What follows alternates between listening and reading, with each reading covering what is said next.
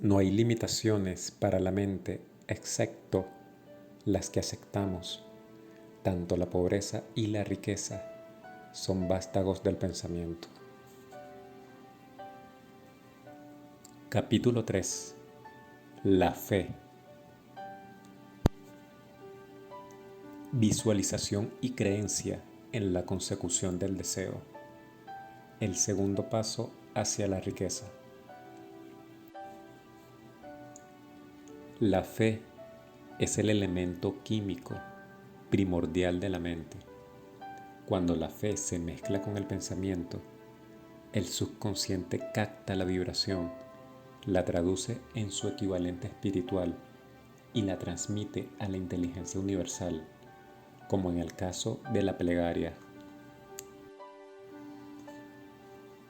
Las emociones de la fe y el amor y el sexo son las más poderosas entre las principales emociones positivas. Cuando se mezclan las tres, tienen el efecto de colorear el pensamiento, de tal manera que éste alcanza al momento el subconsciente y allí se transforma en su equivalente espiritual, la única forma que induce una respuesta de la inteligencia infinita. ¿Cómo desarrollar la fe? Tenemos un planteamiento que le ayudará a comprender mejor la importancia que el principio de autosugestión asume en la transmutación del deseo en su equivalente físico o monetario. La fe es un estado mental que se puede inducir o crear con la afirmación o con las repetidas instrucciones al subconsciente a través del principio de autosugestión. Como ejemplo, considera el propósito por el que presumiblemente usted está leyendo este libro. El objetivo es, por supuesto, adquirir la capacidad de transmutar el pensamiento intangible del impulso del deseo en su contrapartida física, el dinero. Al llevar a cabo las instrucciones descritas en los capítulos sobre la autosugestión y el subconsciente, resumidas en el capítulo de la autosugestión, usted puede convencer al subconsciente de que cree que recibirá lo que está pidiendo y ello actuará en esa creencia, que su subconsciente le devolverá en forma de fe, acompañada de planes precisos para procurar eso que usted desea. La fe es un estado mental que usted puede incrementar a voluntad una vez haya dominado los 13 principios, porque se trata de un estado mental que crece voluntariamente a través de la aplicación de esos principios. La repetición de la afirmación de órdenes a su subconsciente es el único método conocido del crecimiento voluntario de la emoción de la fe. Quizás el concepto le quede más claro con la siguiente explicación de la forma en que los hombres a veces se convierten en criminales. Para decirlo con palabras de un famoso criminólogo, cuando los hombres entran por primera vez en contacto con el crimen, este les repugna. Si siguen en contacto con él durante algún tiempo, se acostumbran y lo toleran. Y si permanecen en contacto con el crimen durante el tiempo suficiente, acaban por aceptarlo y se dejan influir por él. Es el equivalente de decir que cualquier impulso de pensamiento que sea repetidamente encauzado hacia el subconsciente resulta aceptado e influye en el subconsciente, que procede a traducir ese impulso en su equivalente físico por el procedimiento más práctico que haya disponible. En relación con esto, vuelvo a considerar la proposición de que todos los pensamientos que han sido emocionalizados, cargados emocionalmente y mezclados con la fe, empiezan inmediatamente a traducirse en su equivalente física o en su contrapartida. Las emociones o la porción sentimental de los pensamientos son los factores que dan vitalidad y acción a estos. Mezcladas con cualquier impulso de pensamiento, las emociones de la fe, el amor y el sexo le añaden más energía de la que tendría por sí sola. No solo los impulsos de pensamiento que se hayan mezclado con la fe, sino los que se mezclan con cualquiera de las emociones positivas o de las negativas pueden alcanzar el subconsciente e influir en él. Nadie está condenado a la mala suerte. A partir de esta afirmación, usted comprenderá que el subconsciente traducirá en su equivalente físico un impulso de pensamiento de naturaleza negativa o destructiva con tanta facilidad como actuaría con pensamientos de naturaleza positiva o constructiva. Esto explica el extraño fenómeno que millones de personas experimentan, denominado infortunio o mala suerte. Hay millones de personas que se creen condenadas a la pobreza y al fracaso por culpa de alguna fuerza extraña que creen no poder controlar. Ellos son los creadores de su propio infortunio a causa de esta creencia negativa que su subconsciente adopta y traduce a su equivalente físico. Este es un momento apropiado para sugerirle de nuevo que usted puede beneficiarse, transmitiendo a su subconsciente cualquier deseo que quiera traducir en su equivalente físico o monetario, en un estado de esperanza o convicción de que la transmutación tendrá lugar. Su convicción o su fe es el elemento que determina la acción de su subconsciente. No hay nada que le impida engañar a su subconsciente al darle instrucciones a través de la autosugestión, tal como yo engañé al subconsciente de mi hijo. Para llevar a cabo este engaño de manera más realista, cuando se dirija a su subconsciente, compórtese tal como lo haría si ya estuviera en posesión del objeto material que está pidiendo. Su subconsciente traducirá en su equivalente físico, por el medio más práctico y directo, cualquier orden que se le dé en un estado de convicción o de fe en que la orden se llevará a cabo. Sin duda, se ha dicho bastante para señalar un punto de partida desde el cual uno puede, mediante la experimentación y la práctica, adquirir la capacidad de mezclar la fe con cualquier orden que se le dé al subconsciente. La perfección surgirá a través de la práctica. No puede aparecer por el mero hecho de leer las instrucciones.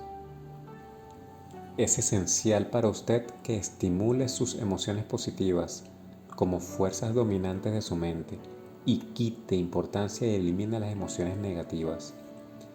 Una mente dominada por emociones positivas se convierte en una morada favorable para el estado mental conocido como fe. Una mente así dominada puede voluntariamente darle al subconsciente instrucciones que éste aceptará y ejecutará de inmediato. La fe es un estado mental que se puede inducir mediante la autosugestión. Durante todas las épocas, las religiones han exhortado a la humanidad en conflicto a tener fe en este o aquel dogma o credo, pero no han logrado explicar a las multitudes cómo tener fe. No han afirmado que la fe es un estado mental que se puede inducir mediante la autosugestión. Es un lenguaje que cualquier ser humano normal podrá entender. Describiremos todo lo que se sabe sobre el principio mediante el cual la fe puede aparecer donde todavía no existe. Tenga fe en usted, fe en el infinito. Antes de empezar, debería recordar que la fe es el elixir eterno que da vida, poder y acción al impulso del pensamiento. Merece la pena leer el enunciado anterior una segunda vez, una tercera y una cuarta. Merece la pena leerlo en voz alta. La fe es el punto inicial de toda acumulación de riquezas. La fe es la base de todos los milagros y de todos los misterios que no se pueden analizar con los parámetros de la ciencia. La fe es el único antídoto conocido contra el fracaso. La fe es el elemento, el componente químico que combinado con la plegaria nos proporciona comunicación directa con la inteligencia infinita. La fe es el elemento que transforma la vibración ordinaria del pensamiento creada por la mente finita del hombre en su equivalente espiritual.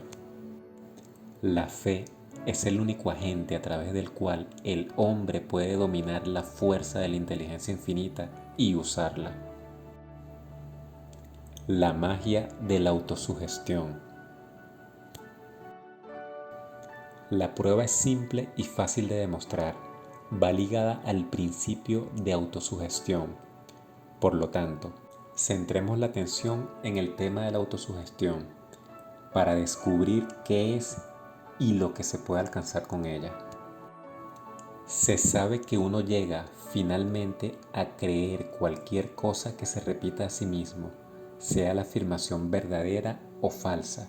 Si un hombre repite una mentira una y otra vez, con el tiempo aceptará esa mentira como algo cierto. Más aún, creerá que es cierta.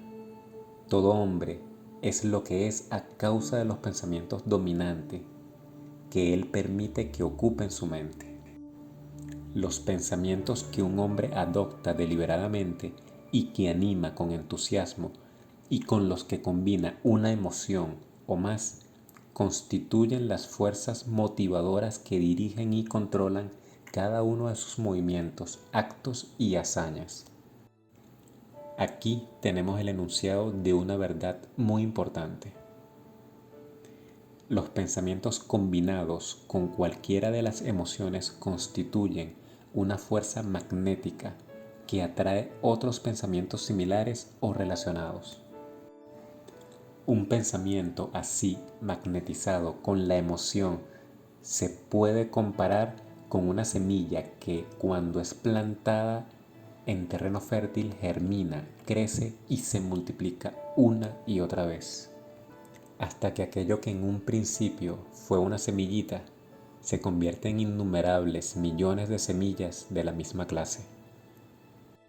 La mente humana está constantemente atrayendo vibraciones que armonicen con aquella que la domina.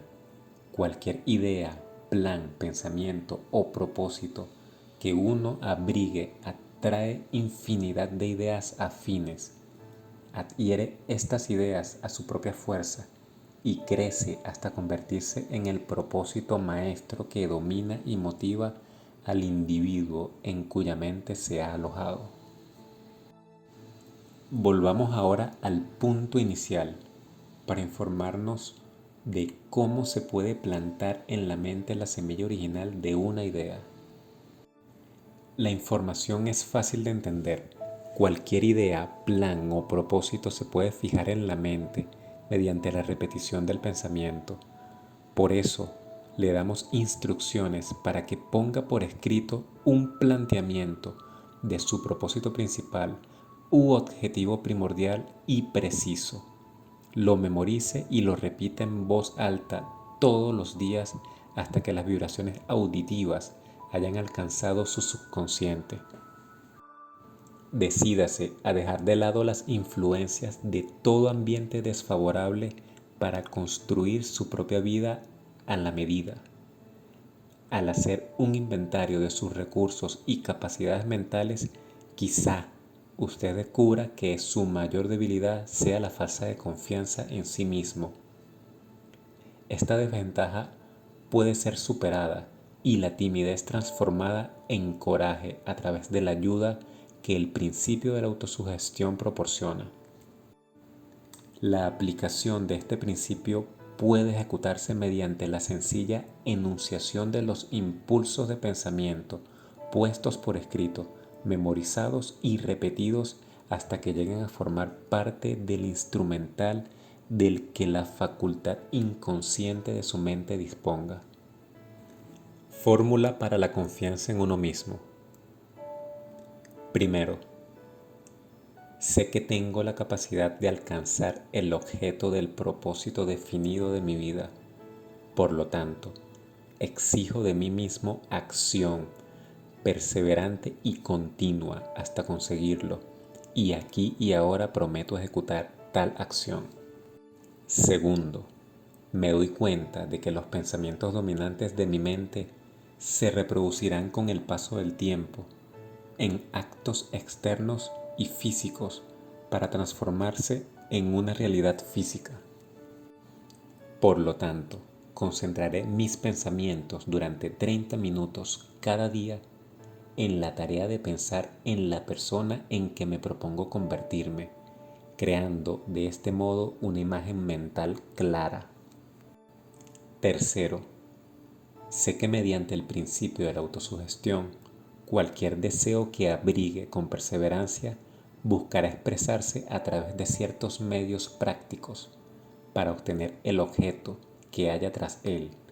Por lo tanto, dedicaré 10 minutos cada día a exigirme el desarrollo de la confianza en mí mismo. Cuarto, he escrito con claridad una descripción del objetivo primordial de mi vida y nunca dejaré de esforzarme hasta que haya conseguido la suficiente confianza en mí mismo para alcanzarlo. Quinto, comprendo con claridad que no hay riqueza ni posesión que pueda durar mucho tiempo a menos que se haya formado sobre la lealtad y la justicia. Por lo tanto, no me comprometeré en ninguna transacción que no beneficie a todos a los que afecte. Tendré éxito atrayendo hacia mí las fuerzas que deseo emplear y la cooperación de otras personas. Induciré a otros a servirme por obra de mi disposición de servir a otros. Eliminaré el desprecio, la envidia, los celos, el egoísmo y el cinismo, y cultivaré el amor por toda la humanidad, porque sé que una actitud negativa hacia los demás nunca me dará el éxito. Haré que los demás crean en mí, porque yo creeré en ellos y en mí mismo. Firmaré esta fórmula con mi nombre, la memorizaré y la repetiré en voz alta, una vez cada día, con la fe absoluta de que influirá gradualmente en mis pensamientos y mis actos para que yo me convierta en una persona que confía en sí misma y que goza del privilegio del éxito. Tras esta fórmula hay una ley de la naturaleza que ningún hombre ha sido todavía capaz de explicar. El nombre por el que dicha ley se conoce tiene poca importancia. Lo que importa de ella es que funciona para la gloria y el progreso de la especie humana, si es usada de forma constructiva. Por otra parte, si se la usa destructivamente, destruirá con la misma facilidad. En esta afirmación podemos encontrar una verdad muy importante. Quienes se hunden en la frustración acaban su vida en la pobreza, la miseria y la angustia. Lo hacen a causa de la aplicación negativa del principio de la autosugestión. La causa se puede encontrar en el hecho de que todos los impulsos de pensamiento tienen tendencia a vestirse de su equivalente físico. El desastre del pensamiento negativo. El subconsciente no distingue entre impulsos de pensamiento positivos o negativos. Trabaja con el material que le suministramos a través de nuestros impulsos de pensamiento. El subconsciente traducirá en algo real un pensamiento regido por el miedo con tanta facilidad como transformaría en realidad un pensamiento regido por el coraje o por la fe. Tal como la electricidad hace girar las ruedas de la industria y rinde servicios útiles si se la emplea correctamente, o acaba con la vida si se hace mal uso de ella, así la ley de la autosugestión nos conducirá a la paz y la prosperidad o nos arrastrará hacia el valle de la miseria, el fracaso y la muerte, de acuerdo con el grado de comprensión y aplicación que tengamos de ella. Si uno se llena la cabeza de miedos, dudas y desconfianza en su capacidad para conectar y usar la fuerza de la inteligencia infinita, la ley de la autosugestión adoptará ese espíritu de desconfianza y lo usará como un patrón mediante el cual el subconsciente lo traducirá en su equivalente físico. Así como el viento arrastra un barco hacia el este y otra hacia el oeste, usted será elevado o hundido por la ley de la autosugestión, de acuerdo con la manera en que usted oriente las velas de su pensamiento. La ley de la autosugestión, que puede elevar a cualquier persona a niveles asombrosos de realización, queda bien descrita en los siguientes versos. Si piensas que estás vencido, lo estarás. Si piensas que no te atreves, no te atreverás. Si te gusta ganar, pero piensas que no puedes, es casi seguro que no ganarás. Si piensas que perderás, estás perdido, pues en el mundo encontraremos que el éxito empieza con la voluntad del hombre. Todo está en el estado mental. Si piensas que eres inferior, lo eres. Tienes que pensar alto para ascender. Tienes que estar seguro de ti mismo antes de poder ganar.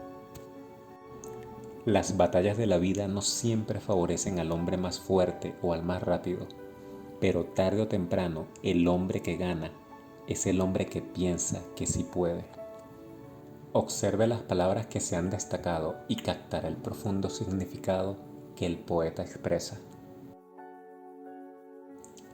¿Qué genio yace dormido en su cerebro?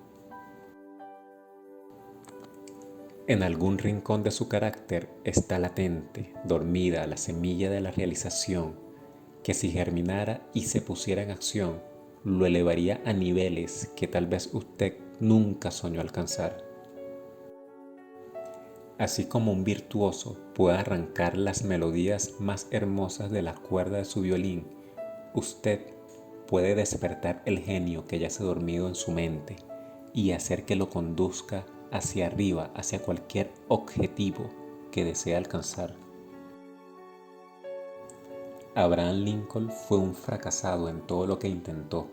Hasta después de haber alcanzado los 40 años, fue un donadie de ninguna parte, hasta que una gran experiencia entró en su vida y despertó al genio dormido que había en su corazón y en su cerebro, para darle al mundo uno de sus hombres realmente grandes.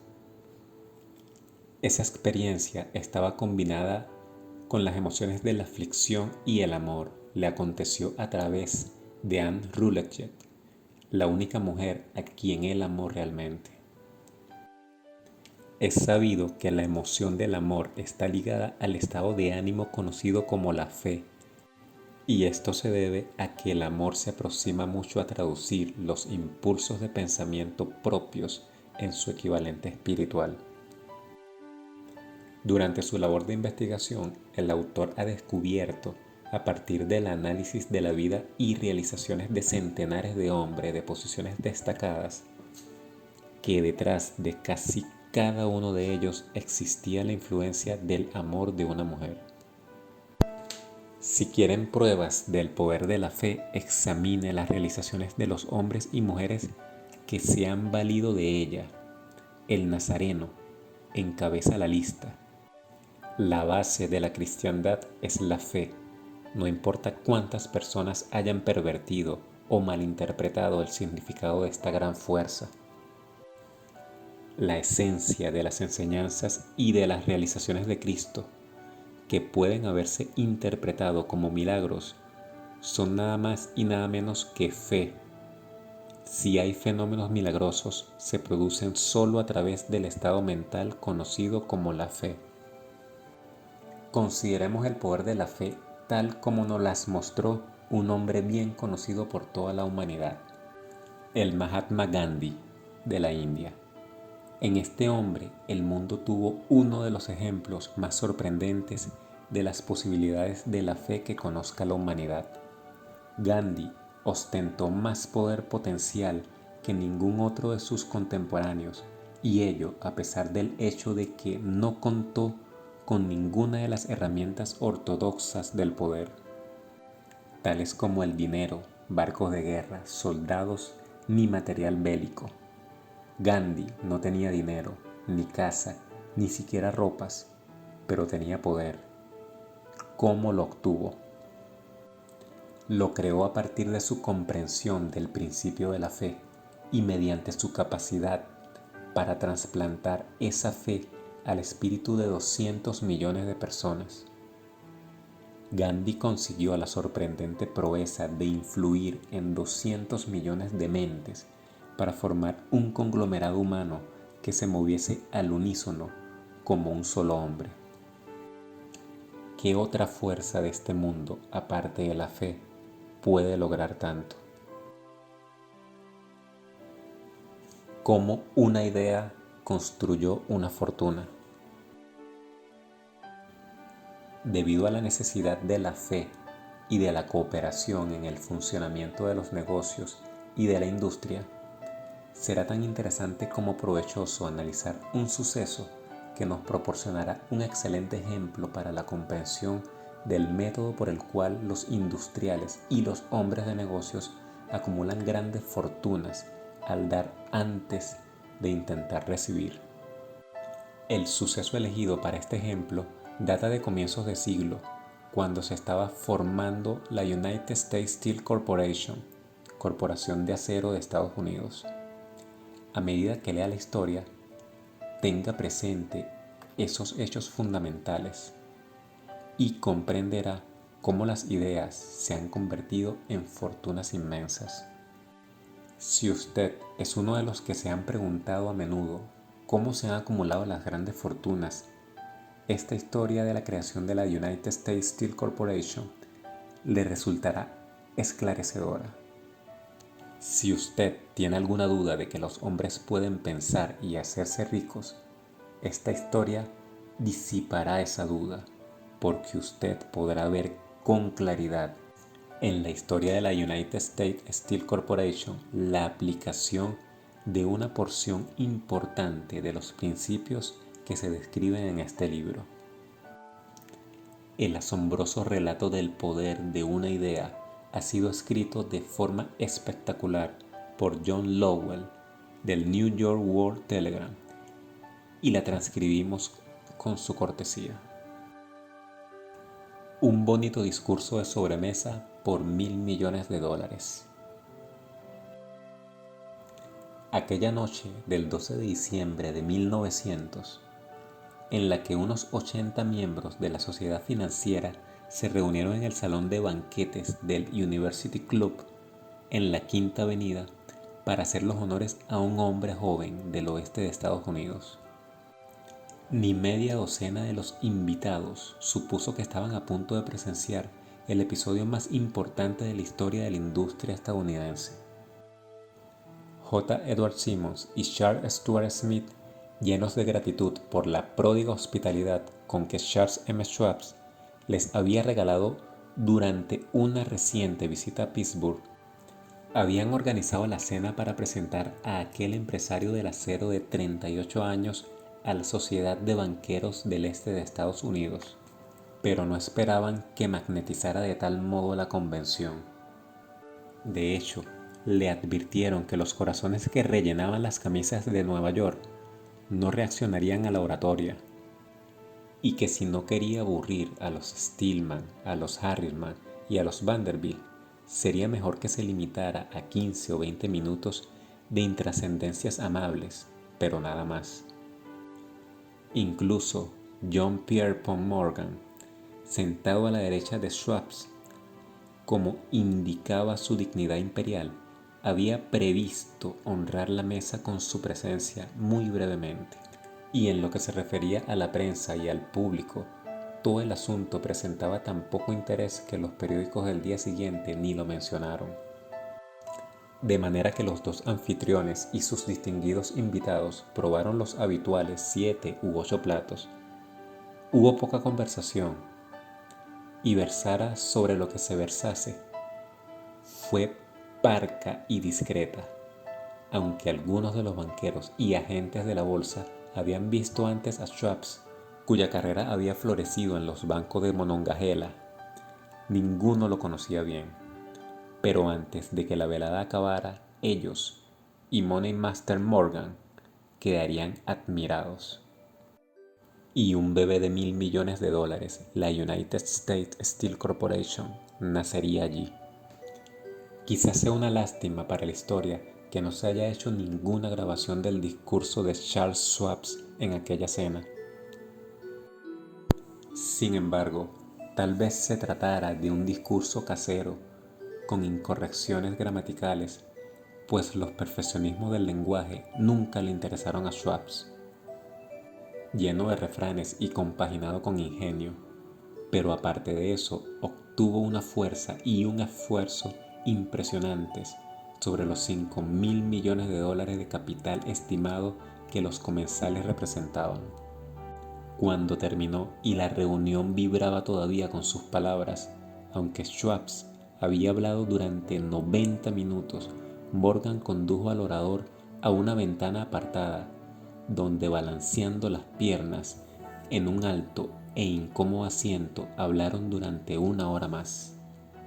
La magia de la personalidad de Schwab se había puesto en acción con toda su potencia, pero lo más importante y perdurable fue el programa detallado y explícito que presentó para el engrandecimiento del acero.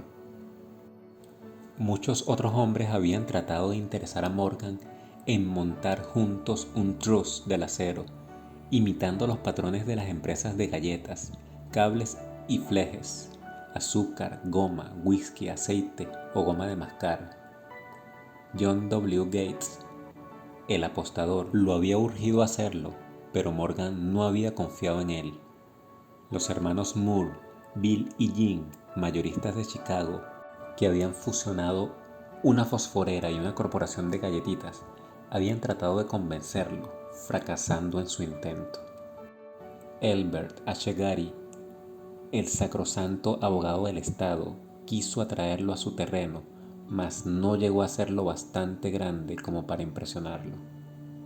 Hasta que la elocuencia de Schwab elevó a J. P. Morgan a las alturas desde donde pudo visualizar los sólidos resultados del proyecto financiero más atrevido que se hubiera concebido nunca. La idea era considerada un delirante sueño de especuladores ingenuos. El magnetismo financiero que hace una generación empezó a atraer miles de compañías pequeñas y a veces ineficazmente dirigidas a combinaciones más grandes y competitivas. Se ha vuelto operativo en el mundo del acero gracias a los artilugios de aquel jovial pirata de los negocios, John W. Gates.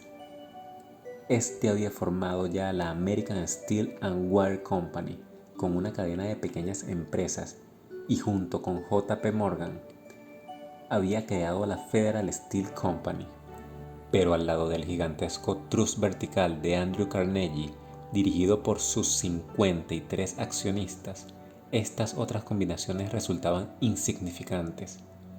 Podían combinarse como mejor les pareciese, pero ni todas juntas harían mella en la organización de Carnegie, y Morgan lo sabía. El viejo escocés excéntrico también lo sabía. Desde las majestuosas alturas del Skibo Castle había visto primero divertido y luego con resentimiento los intentos de las pequeñas compañías de Morgan entremetiéndose en sus negocios. Cuando esos intentos se tornaron demasiado importantes, el mal genio de Carnegie se convirtió en ira y en deseos de venganza. Decidió duplicar cada fábrica suya por cada una que sus rivales poseyeran. Hasta entonces no había tenido interés en cables, tubos, flejes ni planchas. En cambio, se contentaba con venderle el acero en bruto a esas compañías y las dejaba que trabajaran en la especialización que quisieran. Ahora con Schwartz como jefe y lugarteniente capaz, planeaba arrinconar a sus enemigos contra la pared. Así fue como Morgan vio la solución a su problema de combinaciones en el discurso de Charles M. Schwab. Un trust sin Carnegie, el gigante no sería ningún trust, sino un pastel de ciruelas sin ciruelas. El discurso de Schwab aquella noche del 12 de diciembre de 1900 aportó la sugerencia, que no la solicitud, de que el vasto imperio de Carnegie podía llegar a estar bajo la sombra de Morgan. Habló del futuro mundial del acero, de reorganización en aras de la eficiencia, de especialización, de deshacerse de compañías improductivas, de la centralización del esfuerzo en las propiedades florecientes, de ahorros en el tráfico del mineral bruto, de ahorros en los departamentos directivos y administrativos, de captar mercados extranjeros. Más que todo eso, les dijo a los bucaneros que había entre ellos dónde estaban los errores de su piratería habitual. Sus propósitos, suponía él, habían sido crear monopolios, aumentar los precios y pagarse a sí mismos dividendos exagerados más allá de todo privilegio. Con su estilo campechano, Schwab condenó ese sistema. La estrechez de miras de semejante política, dijo a su auditorio, residía en el hecho de que restringía el mercado en un momento en que todo pugnaba por la expansión. Abaratando el coste del acero, explicó, se crearía un mercado expansivo, se idearían más usos para el acero y se captaría una parte considerable del mundo de la industria. En realidad, aunque él no lo supiese, Schwab era un apóstol de la moderna producción masiva. Así acabó la cena en el University Club. Morgan se fue a su casa para pensar en las predicciones del progreso de Schwab. Schwab regresó a Pittsburgh a dirigir el negocio siderúrgico para Andrew Carnegie, mientras Gary y todos los demás volvían a sus teletipos para especular anticipándose al próximo movimiento. No tardó mucho en suceder. A Morgan le llevó más o menos una semana digerir el festín de razonamientos que Schwab le había puesto delante. Cuando se aseguró de que no iba a sufrir ninguna indigestión financiera, llamó a Schwab y se encontró con un hombre bastante tímido. Al señor Carnegie, le dijo Schwab, quizás no le alegrará mucho descubrir que el presidente de su conglomerado de empresas había estado coqueteando con el emperador de Wall Street, el barrio que Carnegie había resuelto no pisar jamás. Entonces, John W. Gates, que hacía de intermediario entre Morgan y Schwab, sugirió que si Schwab estuviera casualmente de paso por el Bellevue Hotel de Filadelfia, J. M. Morgan podía coincidir con él en el mismo sitio. Sin embargo, cuando Schwab llegó, Morgan se hallaba enfermo en su casa de Nueva York. Y presionado por la invitación del hombre mayor, Schwab viajó a Nueva York y se presentó ante la puerta de la biblioteca del financiero. En la actualidad, ciertos historiadores de la economía han expresado la sospecha de que esta historia desde el principio a fin fue planificada por Andrew Carnegie, que la cena en honor a Schwab, el célebre discurso, la reunión del domingo por la noche entre Schwab y el rey del dinero fueron sucesos que el sagaz escocés había preparado de antemano. La verdad es precisamente todo lo contrario. Cuando Schwab fue llamado a cerrar el trato, ni siquiera sabía si el jefecito, como llamaban a Andrew, prestaría atención a una oferta de vender, en particular a un grupo de hombres a quienes Andrew consideraba dotados de algo menos que la beatitud. Pero Schweppes acudió a la reunión con 6 hojas escritas de su puño y letra, llenas de datos que según él representaban el valor físico y potencial de rendimiento de cada compañía metalúrgica que él consideraba una estrella esencial en el nuevo firmamento del metal. 4 hombres sopesaron esos esquemas durante toda la noche. El jefe, por supuesto, era Morgan, firme en su credo del derecho divino del dinero. Con él estaba su socio aristocrático Robert Beacon, un erudito y un caballero. El tercero era John W. Gates, a quien Morgan tachaba de apostador y utilizaba como herramienta. El cuarto era Schweppes, que sabía más sobre el proceso de elaborar y vender acero que cualquier grupo de hombres de su época. A lo largo de aquella conferencia, los esquemas del hombre de Pittsburgh no se cuestionaron nunca. Si él decía que una compañía valía tanto, así era y punto. También insistió en incluir en la combinación solo las empresas que él tenía nominadas. Había concebido una corporación sin dobleces, donde ni siquiera quedaba lugar para satisfacer la codicia de amigos que deseaban descargar sus compañías sobre los anchos hombros de Morgan. Al amanecer, Morgan se puso de pie y se desperezó. Solo quedaba una pregunta pendiente. ¿Cree que puede persuadir a Andrew Carnegie de vender?, preguntó. Puedo intentarlo, repuso Schweppes. Si usted consigue que venda, me comprometeré con todo este asunto, aseguró Morgan.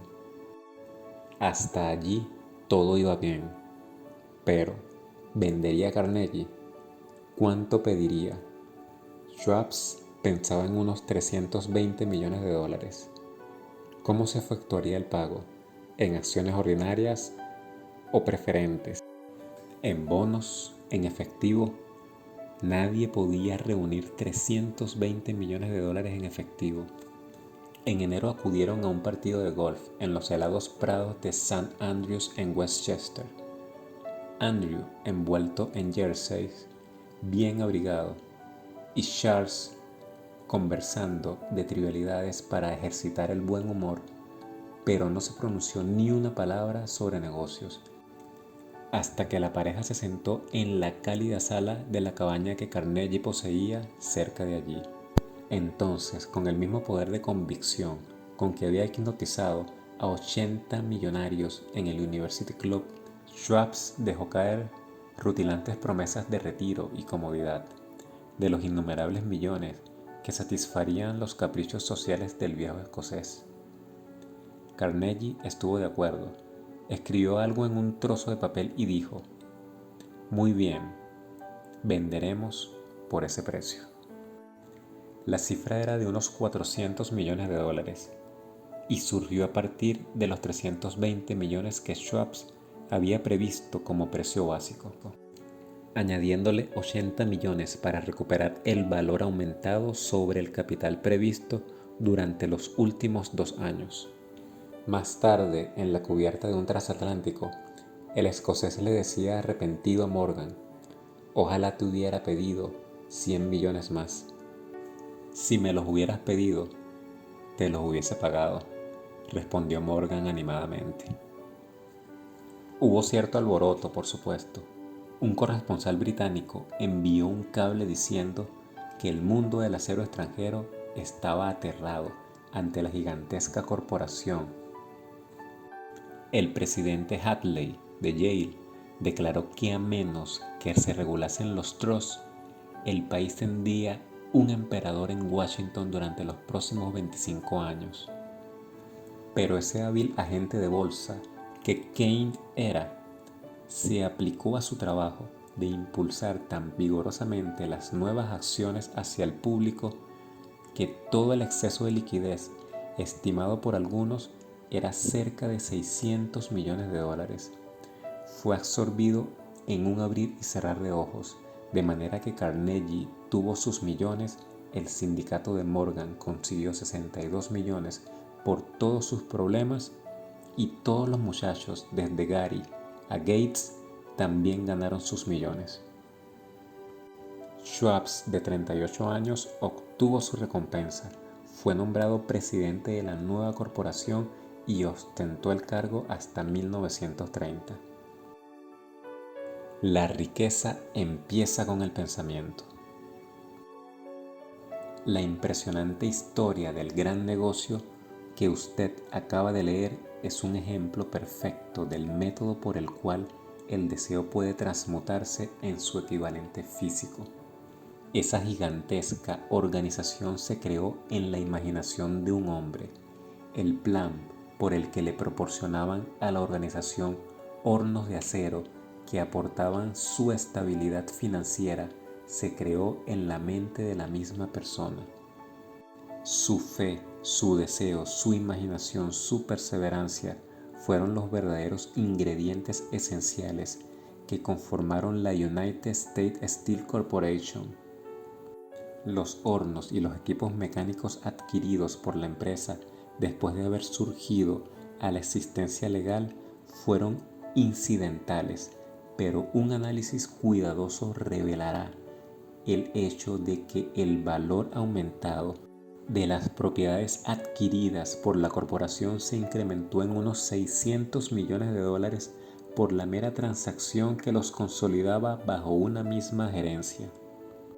En otras palabras, la idea de Charles M. Schwab, sumada a la fe con la que contagió a J. P. Morgan y a los demás, había dado unos beneficios de unos 600 millones de dólares. No es una suma insignificante por una sola idea. La United States Steel Corporation prosperó hasta convertirse en una de las empresas más ricas y poderosas de Estados Unidos, dando empleo a miles de personas, desarrollando nuevas aplicaciones para el acero y abriendo nuevos mercados, demostrando de ese modo que los 600 millones de beneficio que la idea de Schwab produjo estaban bien merecidos. La riqueza empieza en la forma de un pensamiento. La cantidad está limitada solo por la persona en cuya mente esa idea se pone en movimiento. La fe elimina las limitaciones. Recuerde esto cuando esté listo para negociarle a la vida lo que usted desee como precio por haber pasado por ella. Fin del capítulo 3. Muchas gracias por haber llegado hasta aquí, amigo oyente. Si no estás suscrito, te recuerdo, por favor, suscríbete para que te lleguen las notificaciones de los siguientes capítulos que estaré subiendo próximamente. Gracias por tu like y gracias por tu apoyo al canal. Esta ha sido una narración de Antonio Rodríguez. Nos vemos en el capítulo 4.